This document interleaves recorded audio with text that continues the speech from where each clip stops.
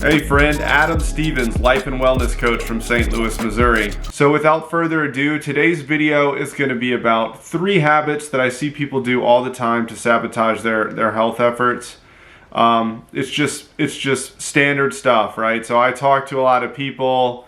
I just turned 40, so my kind of niche client, the people I aim my content at are you're in your 30s to 40s, you're a busy parent, so that older millennials, and you're in the peak of your life and you're trying to stay sane. And also this generation, we're like the first generation where at critical mass, where both parents are chasing big careers, women are working, men are working, and that has caused a lot of different dynamics with dividing labor, house chores, childcare, and all that stuff. So today I'm going to talk about 3 habits that affect our health, and these are just main things I see people doing that they sabotage their wellness efforts. So that first habit is going to be that you don't have control over your calendar, right?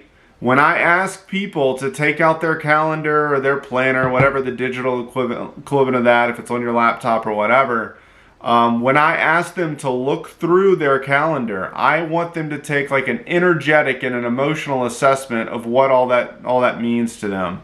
And if there's any things on that calendar that have just pure dread or that provoke a lot of resentment, bitterness, or an excessive amount of anxiety, you're a big kid, so you're going to have to deal with some anxiety. But if there's stuff that's just not great, and particularly stuff where you have to deal with annoying people, I invite people to unapologetically just get rid of that stuff, and my coach helped me do this in 2020.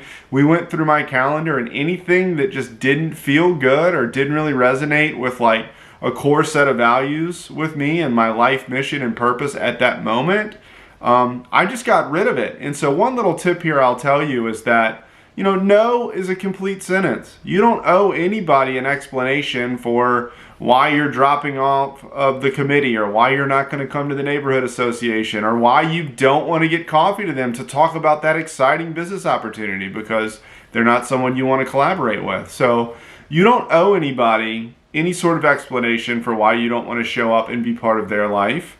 You owe your spouse and your kids a good life. You have a moral obligation to treat them with respect, and especially your children, trying to give them the best life because they're powerless. They don't have money, they don't have a job, they don't know all the rules to life. So it's you and your partner's job to provide a good, stable environment for them. And you can't do that if you don't have control over your calendar. So the first thing, usually within the first 2 sessions, that I sort of challenge in people is I say, you're going to have to control your calendar. And if you can't control your time in your calendar, I'm sorry. You're going to continue to be burnt out and you're going to continue to sabotage your wellness efforts. Number 2 is you don't have much unstructured time with your loved ones.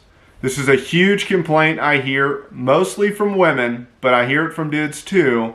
And that is, I wish I had more time with my family.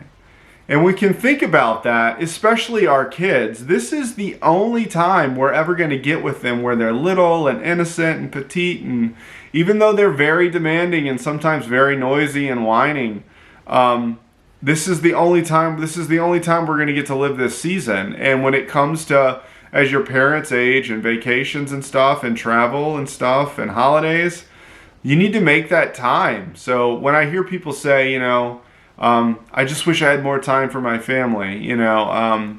When I give people a confidential space to process, that comes out, and it's a real sad form of parental guilt. And everybody has parental guilt, as they say, we should be more worried about the people who don't have any parental guilt. That usually implies a lot of self-centeredness, a lack of humility. So You should have some parental guilt. That means you're trying. That means you've got some skin in the game. That means you're able to notice when you fail or you aren't doing a great job. And then you can go in and teach kids this really cool lesson where you apologize to them for being upset or snarky or for not being there for them, right? So you have to prioritize family. So if you're in that zone where you're kind of moody and sad, you feel guilty, where you're not getting the family life you want, that's a major thing, because that's kind of a deal breaker with me. Family's my top core value. So if anything's getting in the way of my relationship with my wife Katie or my two beautiful kids Hannah and Ben, that's not okay with me. So you can go back to tip number one, or the first habit that people do to sabotage is they don't have control over their calendar. So revisit that. And also another little tip that really helped me was ask for permission for a conversation. So don't just like you're overwhelmed and you're burnout and you're blowing off steam and you're demanding action or complaining to your spouse. Ask for a good time where you both won't be tired and you can say, hey, could we get together and brainstorm and then make some plans for execution. So ask for change. Ask for input in a planning session. Don't just come in when you're fried in the middle of a work week when everybody's just tired and stressed out and burnt out and just demand immediate action or blow off steam in a really moody or emotional way or do any of that complain, criticize, or blame. It's good to ask for your needs to be met. It's good to be on the same page, but just understand that there's a time and a place for that, and plan for it, and go for a coffee date on a weekend morning and talk, whatever, go on a hike and talk, whatever, figure out what's important to you, because if you're completely burnt out, your spouse probably isn't coping well either. So that's number two, you're not getting enough downtime with your family. And number three, you eat out or get takeout often. And by often, I mean more than once a week. And that's a hack that we learned when we got serious about debt and minimalism and wanting to have a life where we were free to do the things we wanted to do and not necessarily be beholden to companies that didn't treat us well or have to be super stressed out. So more than once a week is a lot, in my opinion. And what you have to understand is prepared meals, they're very expensive. They have a ton of sugar, salt, and fat. They make them addictive for a reason because they want you to come back. And it's just not great for you. You're going to have the worst types of fats, the worst types of carbs, a lot of refined carbs. They're not always prepared well, so you don't always get your money's worth. Sometimes you go, especially now with some of the stuff with labor shortages and stuff, you order Grubhub and it gets here and it's just terrible quality food. So it's bad quality food and it doesn't even taste good. So take the time.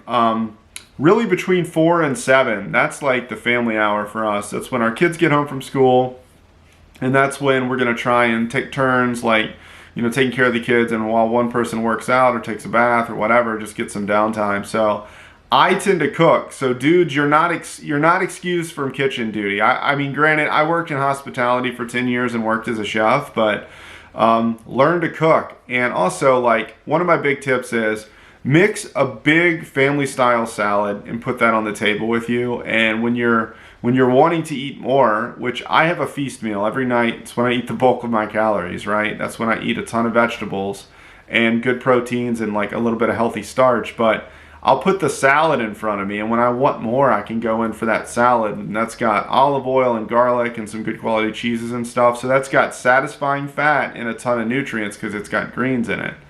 And so also just eat some healthy carbs. Another thing too is get out an Instant Pot or a slow cooker and bulk cook, right? So if I make beans and rice, that's enough for like 2 or 3 days of lunches plus me, plus the next day, or even like chili the next day when it's thickened up, you can put that in burrito shells and put it on our panini grill and like make burritos. You can make quesadillas with beans and rice. You can do all sorts of things. You can just get some corn tortillas, or even like for a little treat like some Frito chips or something like that. So, or spaghetti or any of these things. Like, learn to cook, because when you cook, you have total control over, really the quality of the food, getting the right vegetables in there, getting good fats like olive oil, or I even, heaven forbid this is saturated fat, but I really love grass-fed butters. And so have some healthy fat and put that on your vegetables and eat a copious amount of vegetables, a lot of vegetables, as much vegetables as you want, some low glycemic fruits, and then maybe a little treat or something every night. You can enjoy something, like recently I've been really enjoying this dark chocolate trail mix. It's really good. It's a good savory nut mix and just enough dark chocolate. And I'll usually throw in some protein drinks too, just to make sure, because I tend to do intermittent fasting and I eat most of my calories in the evening, early evening. And I like to just throw a protein drink or 1 or 2 servings of that in addition with the ground turkey or like, the chicken or whatever I'm going to have with my salad and with my healthy starch. That way I'm getting a ton of amino acids, good proteins, a lot of fiber, I'm staying hydrated. And so learn to cook and don't waste your money on takeout. Most of it's crap anyway. So those are the big ones, right? So you don't have control over your calendar. You don't have enough unstructured time with the people you love, like your kids and your spouse. And you eat out or you eat takeout too often. And those are the 3 habits I see people routinely screwing themselves over with. And that's going to sabotage your health. And remember, there's this thing that happens with burnout, whether it's with work and self-care and in parenting. It's that, it gets deep into our nervous system. It makes our brain change. Like there's neuroplastic changes. It makes us prone to worry and stress and fear. That in turn causes cortisol burst and cravings for junk food. Stress itself, even though we're tapped out and exhausted, it affects our sleep. It affects reflux. It makes us just feel crappy. So remember, if you can work on these habits, you'll feel a lot better. And, if you're going to make these 3 mistakes, I hate to break it to you, but you're going to consistently stay in burnout and you're not going to get the wellness results you're looking for. So if you're 50 pounds overweight and you're trying to trim down, if you continue to sabotage yourself in these ways, you're not going to get it done. The good thing is results are typical. And when you follow through, you get results pretty quickly. Not always with the scale, but with energy, with sleep, with your mood, with how you interact with your kids and your spouse, romance.